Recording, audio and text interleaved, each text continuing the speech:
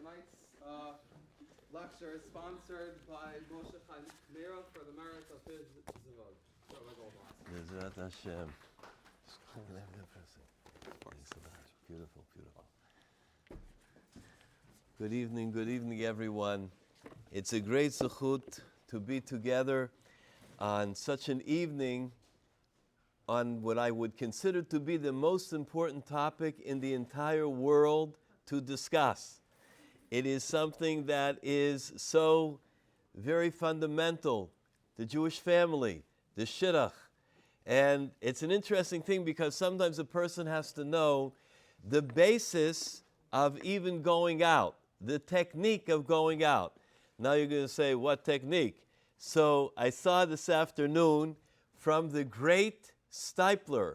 He said when a person goes out, they have to know what to use for conversation. To make conversation, sometimes people are quiet, sometimes you got to break the ice, so what do you talk about? Here is what the Stipler says. Tell over stories of Gedolim, stories of Chacham Yosef, stories of Rav Elyashiv. That will make it go. That will get the shidduch going. Now, you think about it and you say, what do you mean? I got to talk about things today. I got to talk about current things. And the answer is that in shidduchim, people are looking for ruchnius. Gashmius, there's a whole world full of materialism. How we get along, that can be very quick. I can get to know that. But if I have a deeper connection, if I can relate to that person in a way that could be so special that they could be my zivug, they could end up being my marriage partner, I've got to go a level deeper and see how do we relate to each other ruchnius-wise, spiritually. I tell you, I had a Talmud, and I think he could have used a couple of lessons. The Talmud went out, and he went for a date. He went to the city. All of a sudden, after he left, about 2 hours later, I get a call, and he's on the phone, and he's all excited. Rabbi, I got to ask you a question. I said, what's the problem? So he says, well, all of a sudden, we sat down, and all of a sudden, the girl that I took out, she ran out. She ran out. I said, well, what happened? How did it go? She just didn't run out like that, did she? She says, well, I asked her something. I said, what did you ask? I said, do you want to marry me? I said, this is your first time you're going out. You're sitting down for 10 minutes yet. He said, Rabbi, what should I do? I said, well, first of all, go and run after her. Wherever she's at in the city, go and find her. He's running down the street looking for her all over. Obviously, a person has to know what is the correct way, the mahalach, the derech, when to ask, what to say, what to show interest in. Even things that are technicalities may, unfortunately, may railroad the whole shidduch. A person's not careful. We are used to looking at our phones, right? So in the meantime, the guy was waiting for an important call, and he keeps taking out his telephone. He keeps looking at it. So the girl said, it's more interesting from the telephone than going out with a live person. So she said no. And the guy was very upset. The guy called me up and said that this is what she said, that he's looking at the telephone a lot, and how does he get it back going on the track? So I said to him, listen, when you're going out, to me, leave your phone at home. Leave your phone in the car. Turn it off. But once she's going to see that you're interested in the telephone, it's not going to go too far. So after a lot of apologizing, he did go out with her. It didn't quite get to the finish line, but it's important that we see that we are interested in others. The phone cannot be a substitute. If we're a little bit nervous on the date, going on the outing, the phone cannot be the one that fills in the time. A person's got to learn it. Now, there are several different areas that I would like to go into, and I do want to say that this evening it should be a tremendous schus to Rav Moshe Chaimera, a tremendous schus. I feel that anybody that undertakes to sponsor a shir on shidduchim, it is the highest level that a person could possibly do in order to bring closer their shidduchim. Why? Whoever prays for their friend, davar, and the person needs the same thing, hunene techila. He's the one that gets answered first.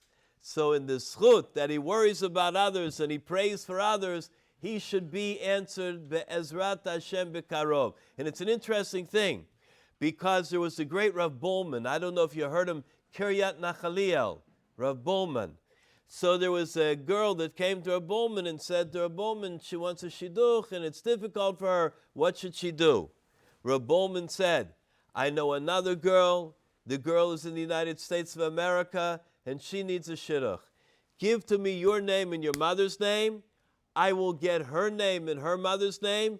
We'll exchange it, and you pray for her, she will pray for you.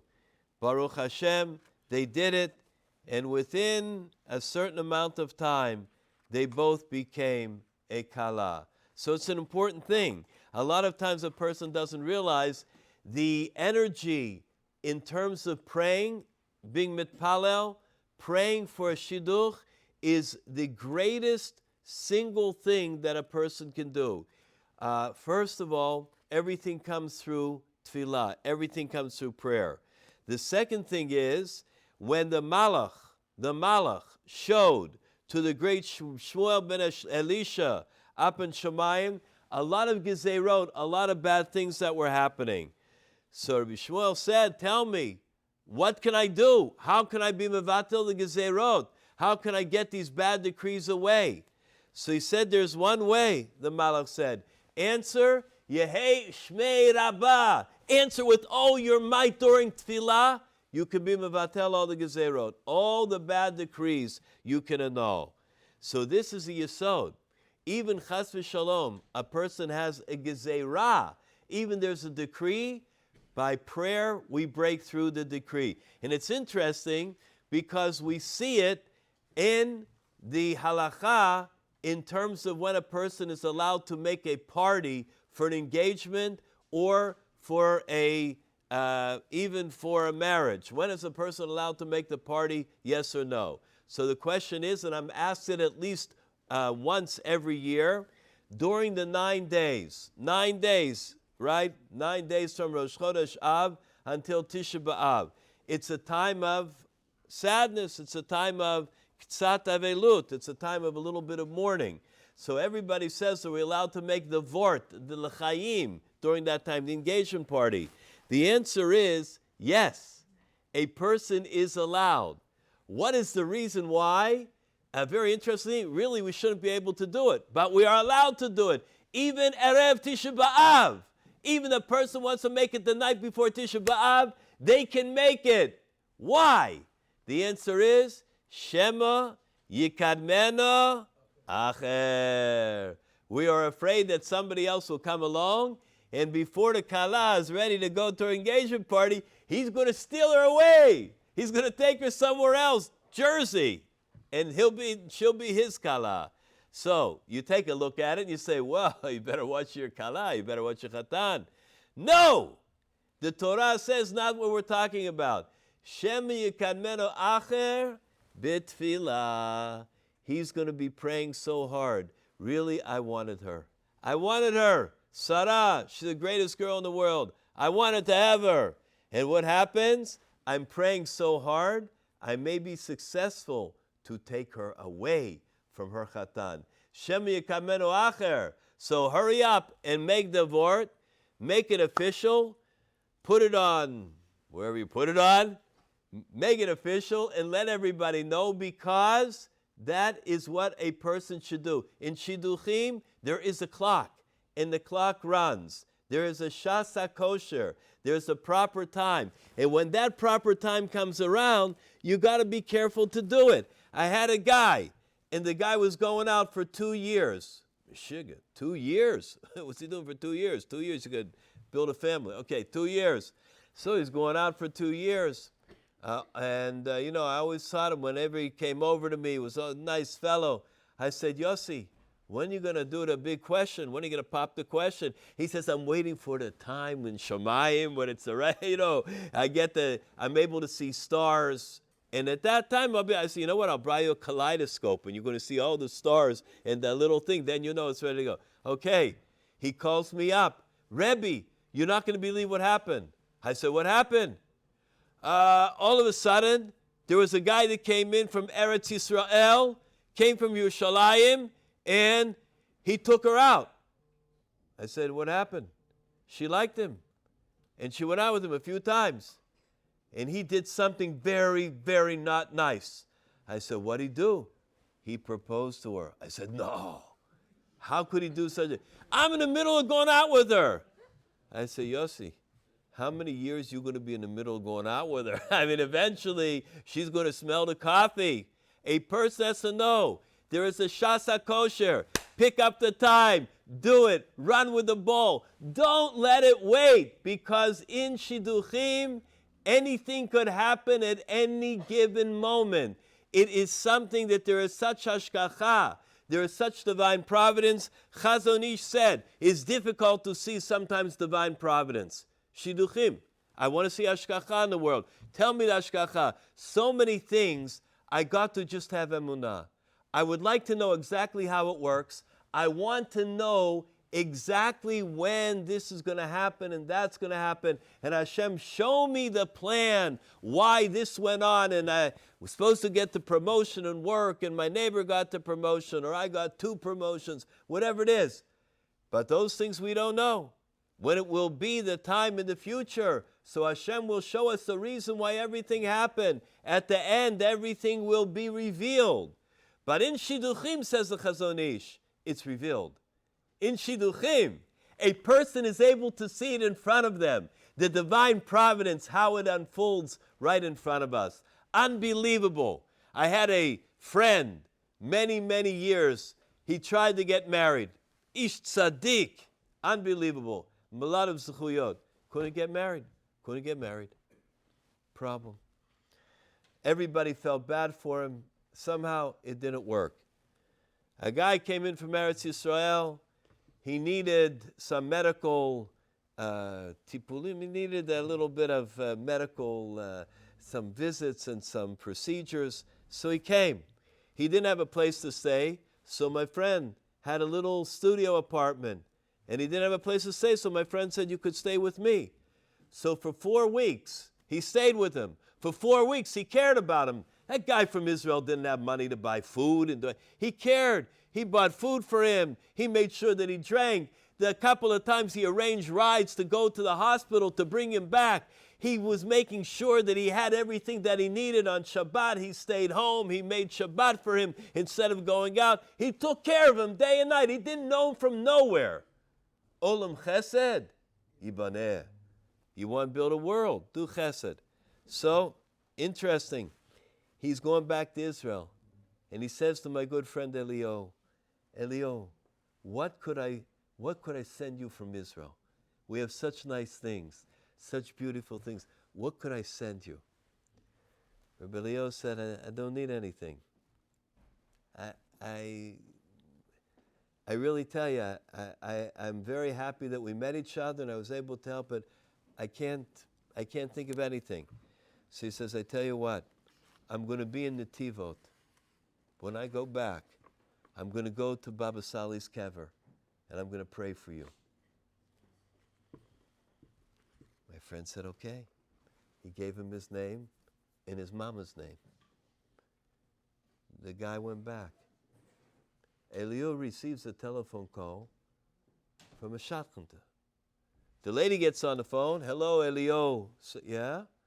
I would like to make a shidduch. So my friend says, well, tell me, who is the person? I'll give a recommendation for him.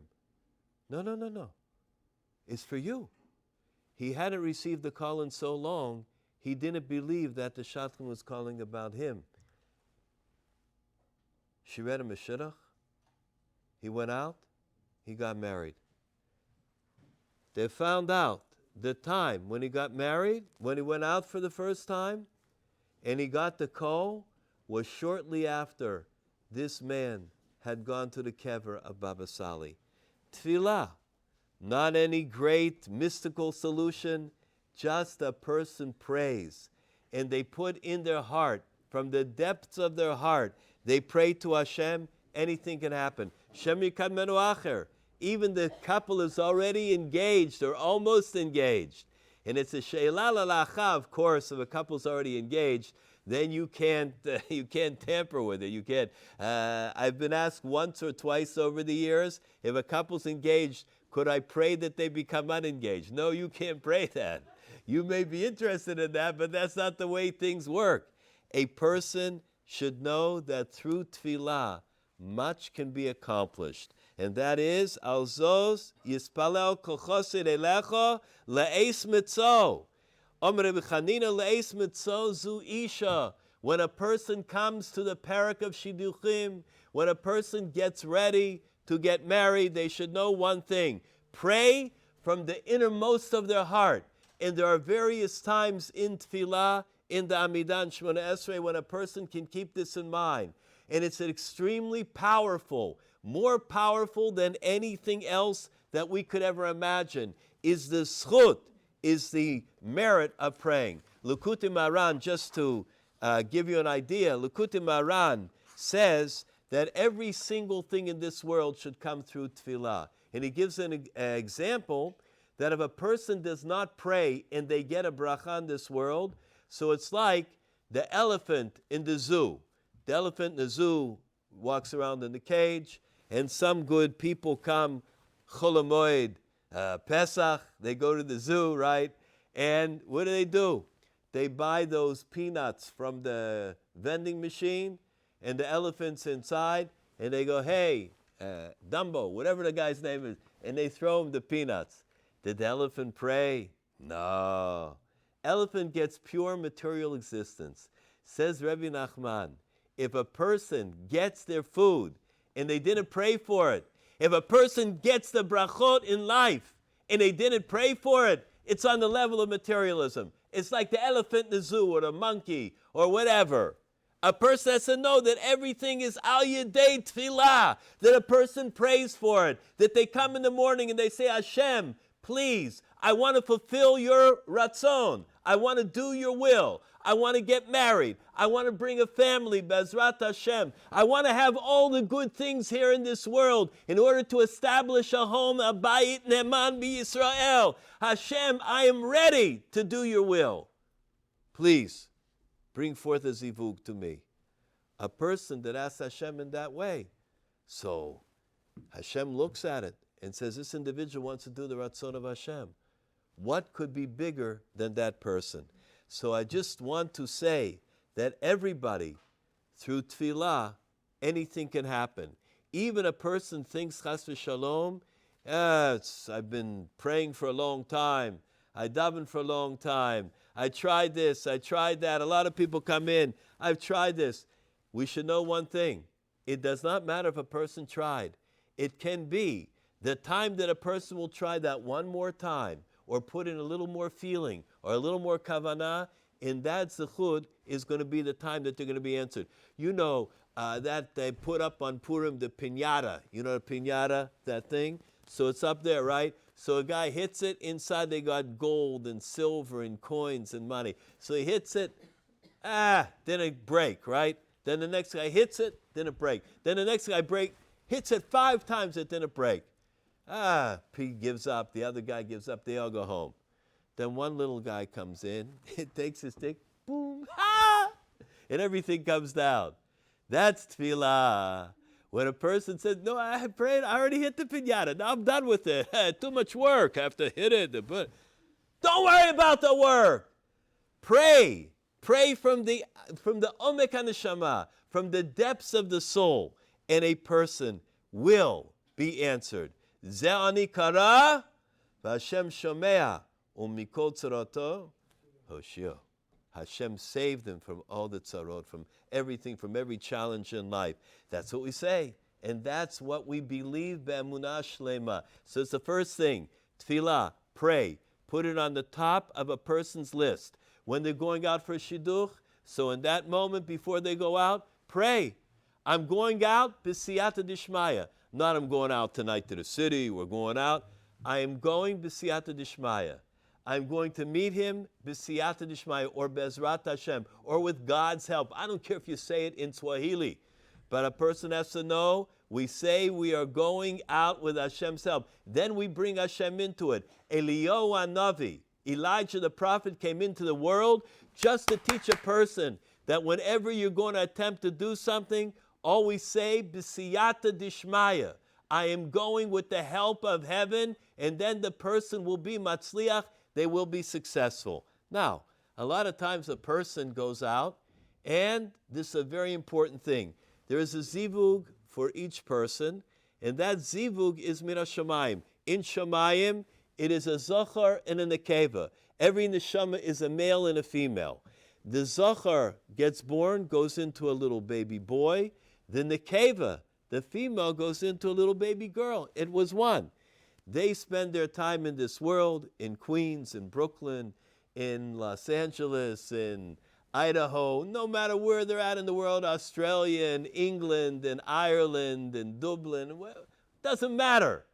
And eventually, they're going to find each other again. The same neshama is going to reunite, and that is the zivug. Now, a person has to know that sometimes we have the zchut to meet our zivug, and we don't know about it. It's similar to the great Vorker. I just want to say it for one moment. The Vorker, the great Rabbi Yitzchak Vork, he told a chassid who wanted to see Mashiach. He wanted to see Mashiach. We would all like to see Mashiach, right? Bezrat Hashem. So he told him that you should go to the train station, come early in the morning. The very first train that comes in, the first man that comes off the train is going to be Mashiach Tzidkenu. Maaseh Shaya, it happened. So he goes down to the train station. It's over in Poland. The first guy that comes, he thinks he's Polish. So he says to him, good morning in Polish, Dzień dobry. The first guy just walks past him. He goes to the worker and he says, Rabbi, you told me the first guy that comes off the train, that's going to be Mashiach, and it didn't happen. So the worker said, you know, when you saw the first guy, what did you say to him? You told him, good morning in Polish. We think Mashiach speaks Polish. You got to talk to him, be makabel in the proper way. You got to accept him, you got to receive him. The same thing is, the person goes on to the shidduch, right? So a lot of times they say, I don't know, wasn't the right one, or must have been a mistake, or I don't know why. No. A person that goes out, they've got to know. Lo kukach pashut. It's not so simple. If they met, there is something behind it. They got to look a little bit deeper. How many people go out the first time? No, not for me. No, not. You know, they're sent out with me. Who do they think? They don't realize who I am. If they would realize my madrega, so they'd send me out with a puho. Person, don't be fooled. Why? Because a lot of times, there is a klipa that holds people back from getting married. Sometimes a person meets their bashert, they meet the one who, and they talk Polish to them, Dzień dobry. And they could have gotten the whole thing off the ground. They could have gotten married. That's what we always have to remember. We are looking for the next. We are looking for the next person, and who knows if it's not that person that we've met. A couple got together, they were good friends. Good friends. Friends, ain't no such a thing as a platonic relationship. Friends means it should grow to be something. Somebody wants to say, friend, I got a lot of friends. You don't need boyfriends, you don't need girlfriends. You need a marriage partner, you got to get married. Someone's interested in friends, it's not your man, it's not your girl. You want to have somebody who is interested in setting up a Bayis Nemun B'Yisrael. So this couple, they went out, friends. Everybody said, why don't you get married? No, we're friends. It's not marriage is one thing, friends is the other thing. So they went out as friends. Okay, after a while, they sort of split up. They weren't so friends anymore. 10 years later, they both still weren't married. 10 years later, somebody came and said, you know, I met an unbelievable guy. And this guy, Shimon, I want to tell you, I think he's just what you're looking for. Shimon who? Shimon, oh, no, I know him. We were friends. We were really close friends. What do you mean friends? It's a shidduch. The person got on top of it, believe it or not, would not leave it alone. The couple went out. 10 years later, after they first met, they decided to get engaged. I was invited to the wedding. They called me up to the chuppah. As I came up to the chuppah, the caterer was standing there by the chuppah. I'll never forget it. And he said, you know something? They knew each other 13 years. I didn't know that. He said, tonight, I could have been making a bar mitzvah for them. We have, a lot of times Hashem sends us a beautiful matana. But we have to know, we have to ask a lot, and we should ask das Torah. We should ask somebody who can answer whether it's true, whether we should leave it go, or whether we should continue. Okay, hishtadlus. Let's talk about it for a minute. Hishtadlus. How much effort do I have to make in order to get married? Okay, what's the effort? The effort is, of course, I have to go to a shadchan. Do you know how many times a person will say, my parent wanted me to go to another shadchan. I saw enough already. I had enough of this. I'm not going to another person. You can never tell. The next person might be the right person. Maybe up until now it wasn't the right one. This one could be the right one, and it doesn't matter who it is. I want to tell you, I made a shidduch for a person, and I didn't even try. What I did was, I had two people that came to an evening shir, and I told the guy I'm going to help him out, and the girl came, and she was from a foreign country, and I had nobody to suggest to either one. I'm going to tell you. So I said to the guy, she's from a foreign country, I said to the guy, listen, I tell you, I don't think you take the regular kind of girl. You need something like foreign, exotic, something for whatever. This is better for you. He says, Rabbi, you really think so? What can I do? I said, yeah, I think so. Go out. So they went out. I told him, you go out right now because she had a... So he calls me up, all upset. I said, what's the matter? Is she a nice girl? Rabbi, she's a very nice girl. But she doesn't speak English. I don't speak her language. And we haven't said anything. I said, Skula for Shalom Bayis. You never get into a problem that way. He said, what should I do? I said, go to Barnes & Noble, all right? Get yourself a dictionary with the English and with that, and then you can have great conversation. So for the rest of the night, they went like this. Hi. Yeah. How? Back. You. Ha! They got one sentence down. Believe it or not. Maaseh Shahaya. They got married. Did I try anything? I put them together. That was the whole thing. Just put it together. And there were others like that as well. We have to know that hishtadlut means that a person is open, they're willing, they're ready. I am going to do something to better myself. It doesn't have to be hishtadlut that is great. Hishtadlut mu'etet, small little thing, will also help. Smallest amount of hishtadlut. But it should not be hishtadlut. It shouldn't be effort that is desperate. It should be in the proper way. What do I mean? If you remember Yosef Tzaddik, right? So he was trying to get out of the Beis Hasurim. He was trying to get out of prison. So he asked the Saramashkim. What did he say to the Saramashkim? He said to him, please, he said to the butler, Michal, let's go. He said to the butler, remember me when you get back to the house of Paro, remember me and put in a good word for me. Now, we know that the Saramashkim completely forgot about him. Completely. Why? The answer is because Rashi tells us he believed in a flesh and blood. He said, will you go and remember me to Paro? He had to sit another 2 years in Tfisa, in prison. 2 additional years in prison. Can you imagine what that meant to somebody who was a tzaddik like Yosef?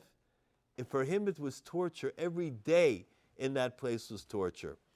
So, what was the problem? Chazon Ish asked the question.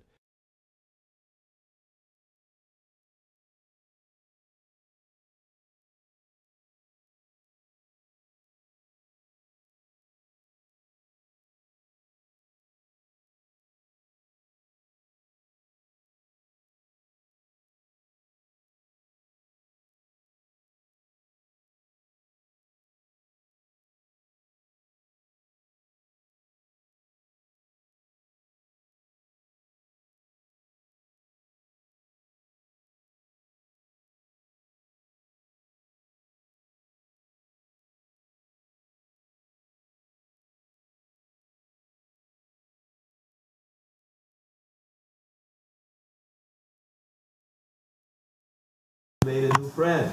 The next day you see him walking down Main Street and you go, "Hi, how are you?" Yeah. Do I know you? Yeah, did I ever meet you before? Balgaiva! He's so full of himself he has no room for others. That was the Saramashkin. Not only that, the Saramashkin was very low in the totem pole.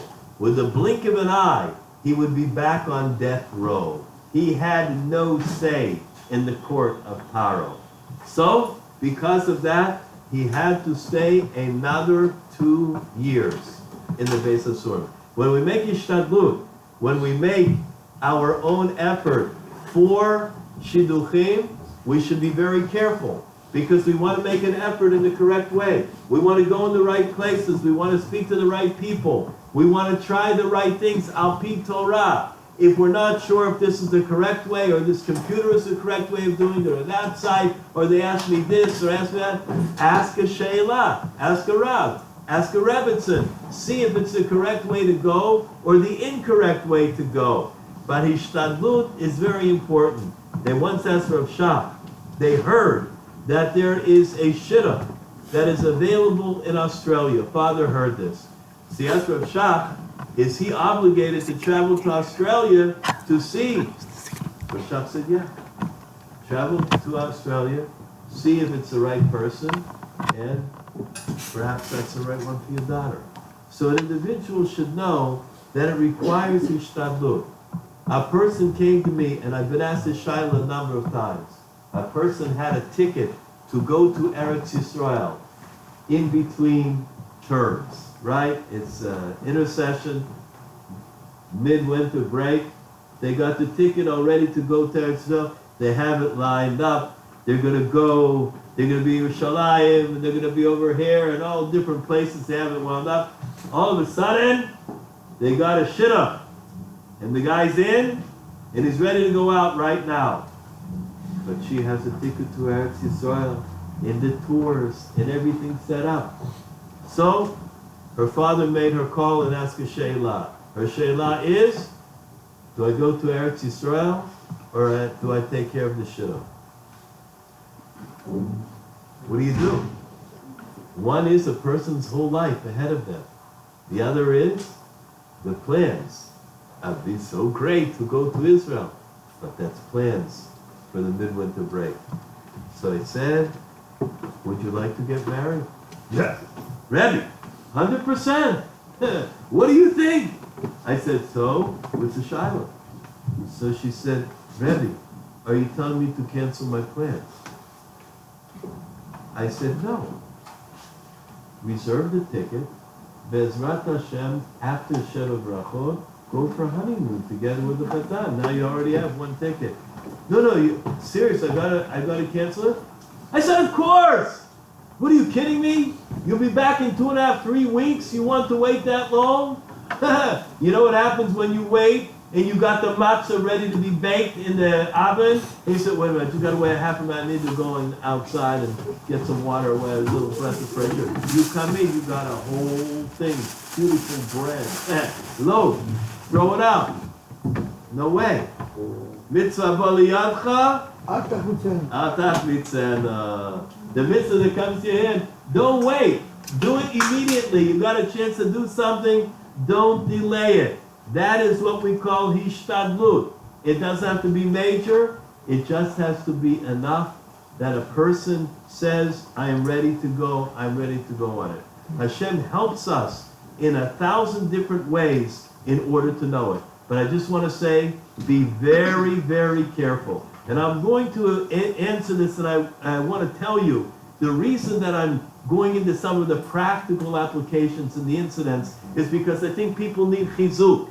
They need great chizuk. They need encouragement in the whole area of shidduchim. Because a lot of times someone says, yeah, it's going hard, and then I heard that story, and I heard that bad story, and this bad story. So, they on Torah Anytime, together with Chazak, printed out a sheet about something that happened just this past week. And it was a story that I had said over, and they sent it out to everybody. So immediately somebody wrote and said, isn't that an unbelievable thing that happened? But is that like a skula that doesn't usually happen or whatever it is? I'm telling you, in the area of shidduchim, a person can pray, skula. A person can learn. A person can sponsor a shir like this. There is nothing greater in this entire world. Nothing greater than the world. These are things that the Torah says that a person is allowed to do. These are things that will help an individual in order that they should be able to come closer to the time of their shidduch. That's why I say it over, because I want everybody to have chizuk. Everybody.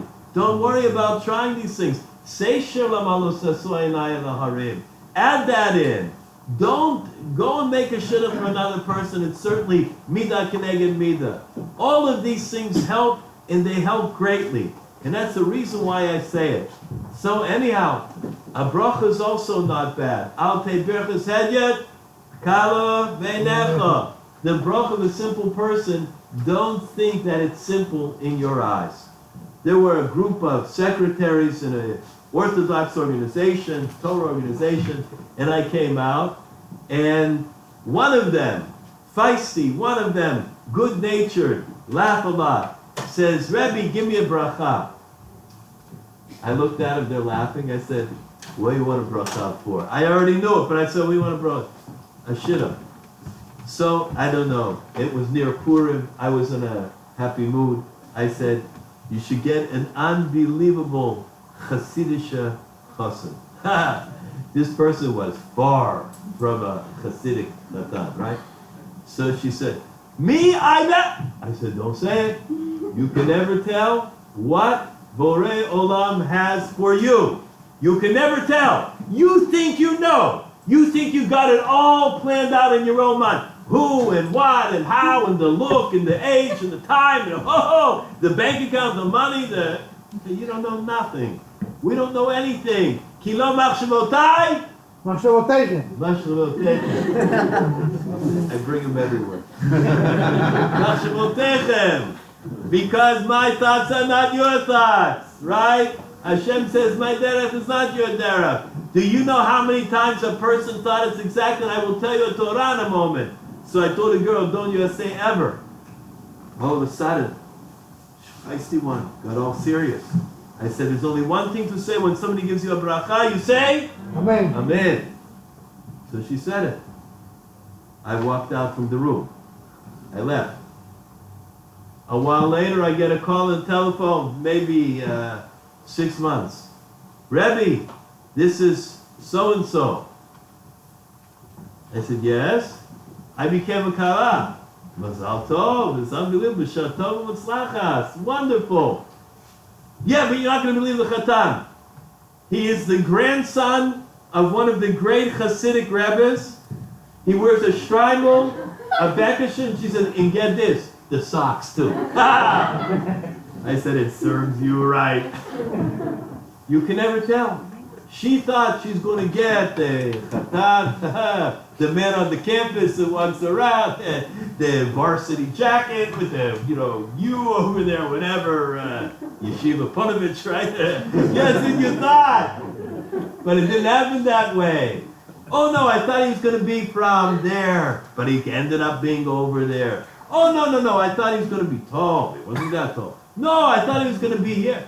No, from my neighbor, Borough Park. And never he came from Flatbush. All that thing. We never can tell where, when, how, and why. Says the great Barker. Why does it say, Zivugo shel Adam, to make a shidduch is kosher. Kibres Yam Suf. It's as difficult as splitting the Red Sea. So everybody knows. Was it difficult to split the Red Sea? Says the great Kotzker in the Vorker the following. That when Bnei Yisrael were running away, the Mitzrayim were running behind them. Mamish ready, running. Bnei Yisrael were running away. It was unbelievable. As they were running away, they never thought that they could turn back because they were there. From the side were wild animals and of course they couldn't go in there. That was death. In front of them was the river, the Yam Suf. Never in a million years did they think that the Yam Suf is going to part and they're going to go on the dry land. Dry land parched in the middle of that water. Imagine, it's unbelievable that it was dry land. You think about it for 1 minute. You look at the East River. You go down Harlem River Drive. Can you imagine that water goes and you can walk on dry land in the middle?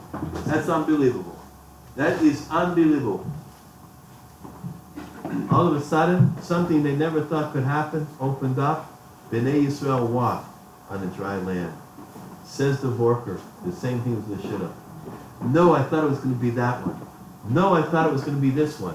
No, I thought it was going to be from that neighborhood, or from this neighborhood, or from that job, or from this job. Or I thought it was going to work for Hidabrut, but it came a different one. Ha ha! Not so simple. It happens in a way that we will never know. Hashem says, I have a chatan prepared for you. I have a kala prepared for you. But the way that it's going to come to you is going to be something special. That's what a person has to be open for. When you go and you hear that there's a shidduch there, you don't start to ask a million questions about it. All you got to know is, Me'ez Hashem hoysozos hinitlos be'inenu. This is from Hashem. I will try it. I'll make my ishtadlut. I will pray. And if it was meant for me, I will try to hold on to it. But sometimes a person gets mixed up. They ask me, what is the ikar? What do you look for? What do you look for in a guy? What do you look for in a girl? What's the main things? What should I be worried about? What I shouldn't be worried about? If I tell you the things that people sometimes are worried about, they're getting lost. They're getting lost. They don't even realize what's going on because they're all worried about this trivial incident or this little thing or that little thing. Something that is really non-consequential, inconsequential whatsoever, does not have anything to do with reality. But they're all worried about it and make it a big deal. Well, let me tell you something. There's a great Rabbi Shulam Igra. Rabbi Shulam Igra. He has a sefer that is so deep, when you read it, it's difficult to understand even a line. Sometimes it's so hard to read, you're going to close the sefer because it's difficult to read. Okay.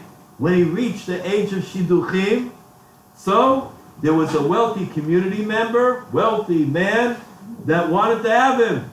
And there was a minute that when you want to have the guy for your son-in-law, you invite him to your house and you give him a suda.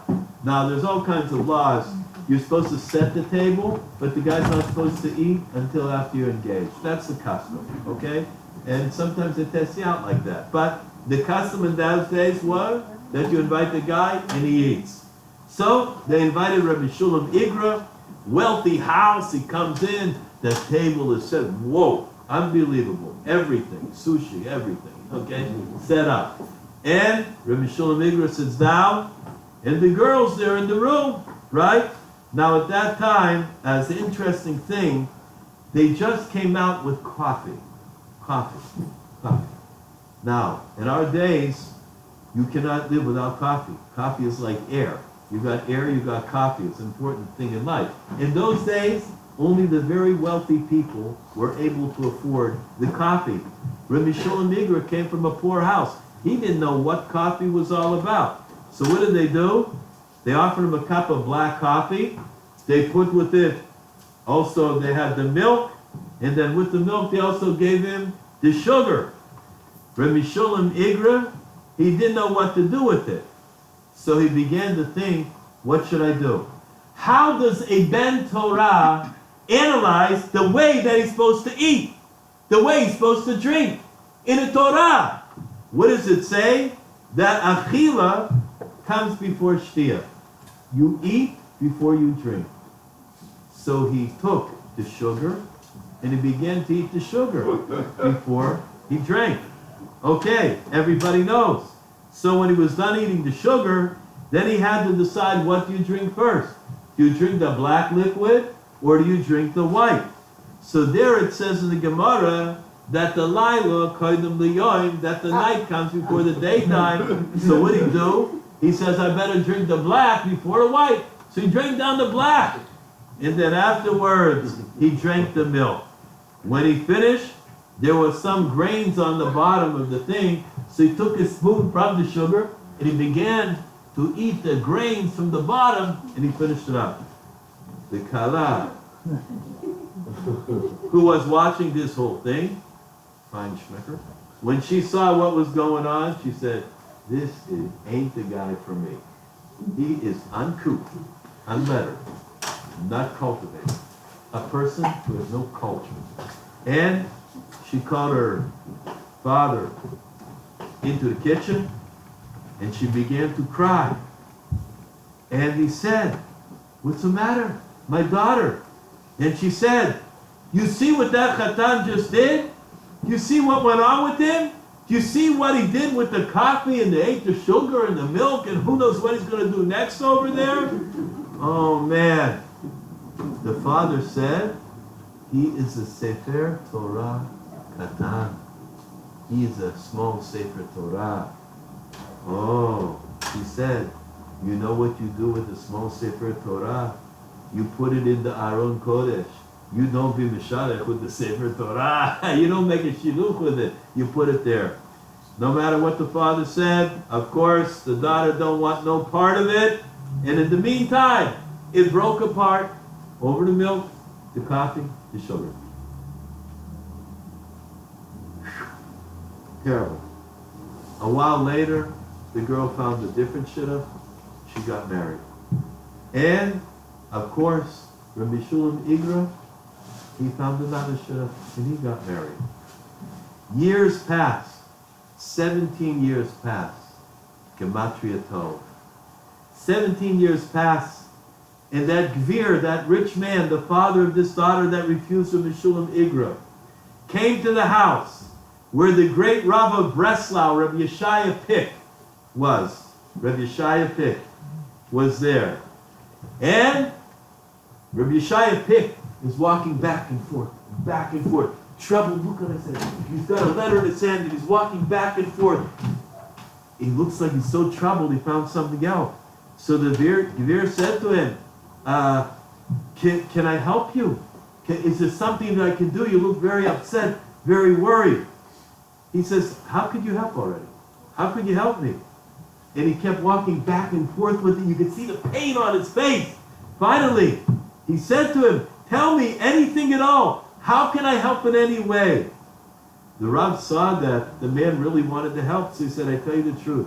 I got this letter from an Avret, from a young man, an unbelievable Talmid Chacham. And he wrote me such a chidush with a question. I got no idea how to answer it. I'd never seen the depth of this person, whoever's writing this letter. I cannot answer the question. It bothers me. I'm supposed to be the Rav of Breslau, and I can't figure it out. I have to put myself completely into it. Finally, when he was finished, he said, you know something? I don't know. On the bottom of this letter, he signs his name. I didn't hear of him. Mishulam Igra. When the father hears that, he faints on the ground. Rabbi Shaya Pick got very nervous. The whole family came in. They call a doctor. They start to work on him. They give him water. They revive him. Finally, they bring him up. And he tells Rabbi Yeshaya Pick, the father tells him the whole story about his family and the daughter and what happened with the coffee. Rabbi Yeshaya Pick said, if that's so, so you should faint again. Go back on the floor. Mi Odea, how does a person know who they're supposed to marry? It takes Das Torah. Individual has to be able to ask. Or else, they could be missing a lot. They don't know. I had somebody, and I'm going to say it out, and it's worthwhile to say it out. The night before a wedding, the parents of the Kala call me up, and they tell me that it's emergency. The Kala has to come in and talk to you about something. What could a Kala come in the night before? I got nervous. Mi yodea, who knows what it is? So I said, yes, certainly. 10 o'clock she comes in, and I could see that she had a heavy heart. She's very upset. She's crying. And I said, what's the matter? She said, I must cancel the wedding. I said, your wedding's tomorrow. What's wrong? She began to tell me this and that and so forth. And I said, you can't cancel the wedding. You have no reason. She said, Rabbi, I'm canceling the wedding. I came here to tell you I'm canceling. I said to her, I've got an invitation. The invitation is inviting me to the city to a hotel. I'm supposed to go. I replied yes. I'm not a shakran. I don't lie. I'm coming to the wedding. She said, Rabbi, you're not coming. There's no wedding, so you don't have to come to anything. I said, I don't know what you're saying. I have invitation. I brought an invitation to the bulletin board. I said, here it is. I was invited. You don't believe me? I'm coming. She said, you cannot come. For 25 minutes, I argued with her that I am coming to the wedding. Finally, she said, you're going to come and the door will be closed. So I said, so fine, I'll stay outside the wedding. What do I care? I'm invited. I said I'm going. I'm going. I'm not a shakran. I don't lie. She said, Rabbi, you can't go. I'm telling you, you can't. I said, look, I don't know what you're telling me. I was invited to the wedding. I'm going to go to the wedding. And I'm expecting to see a wedding. Whatever you're telling me, I don't know. You should have a lot of bracha in life, but I was invited. 2:30 in the morning, she went home. Her father waited outside the entire time. Her father calls me 4 o'clock in the morning. Now, why he thought I'm still up at 4 o'clock in the morning, I don't know, but I'm over. Okay. He called me up. He said, Rabbi, I don't know what you told her. I'm not going to ask. But she decided she's going to go to the wedding. The next day, I went to the wedding. They were married b'sha'a tova. Happens to be this past Sukkot, I saw the couple and their 3 children. Happier than you could ever imagine. However, at that time, whatever the adversary wants to do to wreak havoc in this world, almost spoiled that shidduch. And not only that, but sometimes even before it gets off the ground, he already starts to make problems. An individual has to know in this world, we have to be mevater. We have to be mevateret.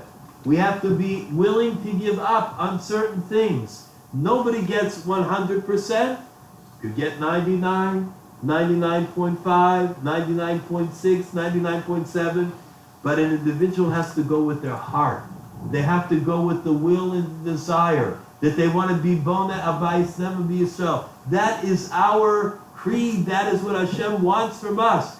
And then we can see the person that is good. So what do a lot of people tell? A lot of people come back and say, attraction. Koach hashgacha. Attraction, right? Attraction. So they came to the great Rabbi, the great Rabbi Shlomo Zalman Auerbach. And the guy said, hashgacha, the attraction's not there. So he says a very interesting thing. When it talks about the Dovak Ish, that the husband and the wife cling together, it's talking about after they get married. After they get married. So of course, that is when the time of great attraction, the most attraction, happens. That's an interesting thing. He says, what is hashgacha, meshicha, is holy. That's attraction. We only find that's a kinyan, an act of acquisition, by a donkey. A donkey. You pull him, the shore, the ox in the Talmud, you pull him to acquire. A chatan and kala, they got to build together.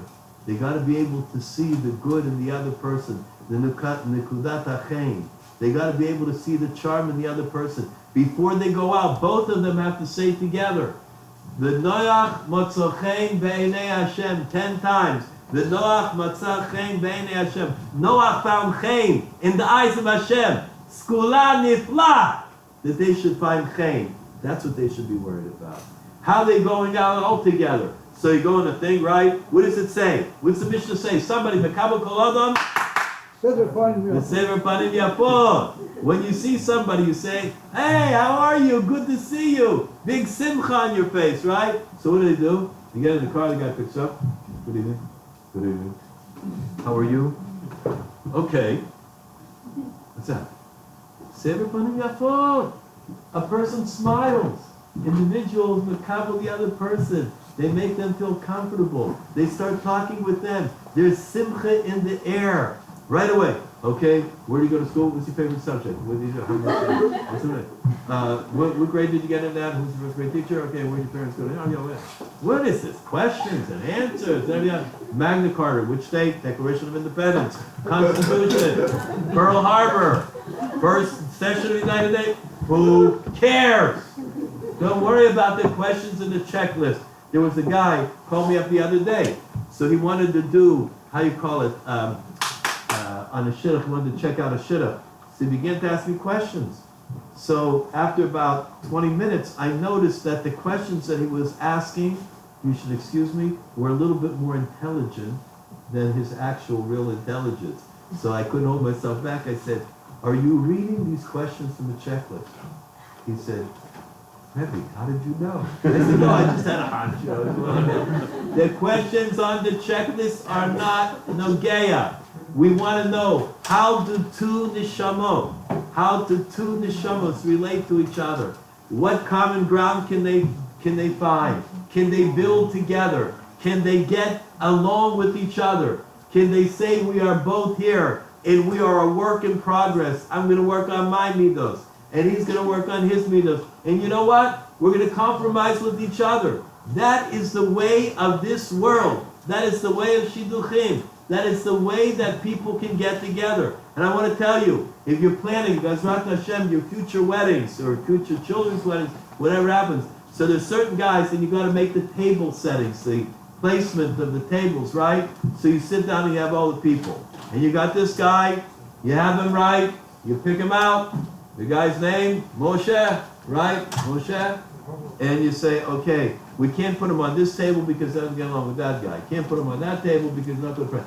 Can't put him on that because he used to be a neighbor with him and they had some kind of a shidduchim. And then by the time you're done, the only place you can put that Moshe is you can put him in the children's table with the kids. He doesn't know them, right?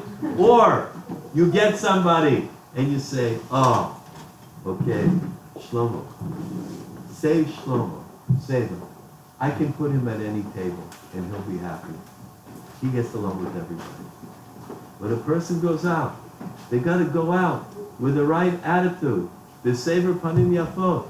I am waiting. Tonight, I am going to go out possibly with my kala. I didn't meet her yet. I'm looking, I'm dreaming, I'm thinking about it. Ulai.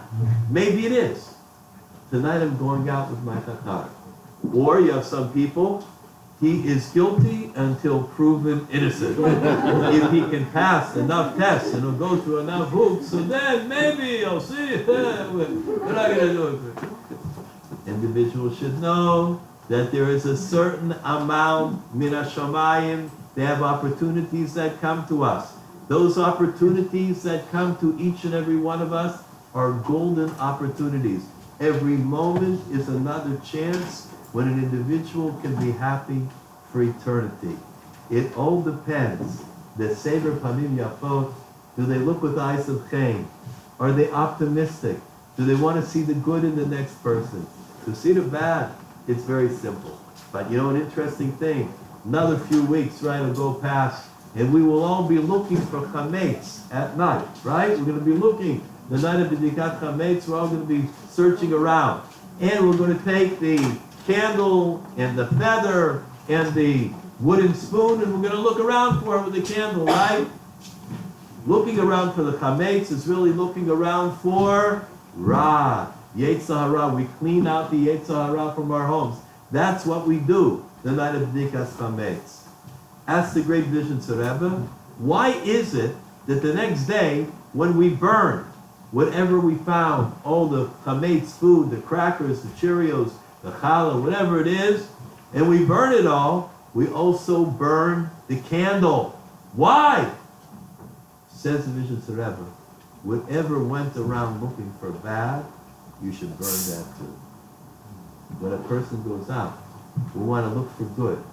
We want to see what's good in this world. We want to see the possibility that maybe she is for me, maybe he is for me. That is the way that an individual should go. If they're careful and they ask, Das Torah, don't decide on your own. Don't decide on your own. Take it from somebody that can help along. Be open to it, even if your person never asks these things. Don't be afraid, ask. I have to tell you, I was in camp in Pennsylvania, and they asked me to say Pirkei Avot. So there were a few hundred people that came for Pirkei Avot, all the campers, and there were some parents that could stay over as guests. We happened to say, what does it say? Shmon Esrei L'chupah, right? So we have to talk about it, and I mentioned Agav, that it doesn't specifically have to mean that the Chatan is older than the Kala. You could have it that the Kala is older than the Chatan. It doesn't have to be that the guy is older than the girl. And I said that. Afterwards, two parents, they were standing on top of me by the time I was finished, and they said, Rabbi, we don't have to ask you a question. I said, I tell you what, could I ask could I do mincha? And then what? No! You know what I'm doing, mincha?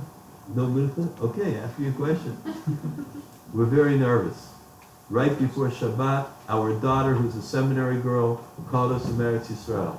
The shadchan called her and told her she has an unbelievable shidduch that is chashuv. The only thing is, the guy was 8 months younger than her. 7 younger than her. They said, no, that's not the din.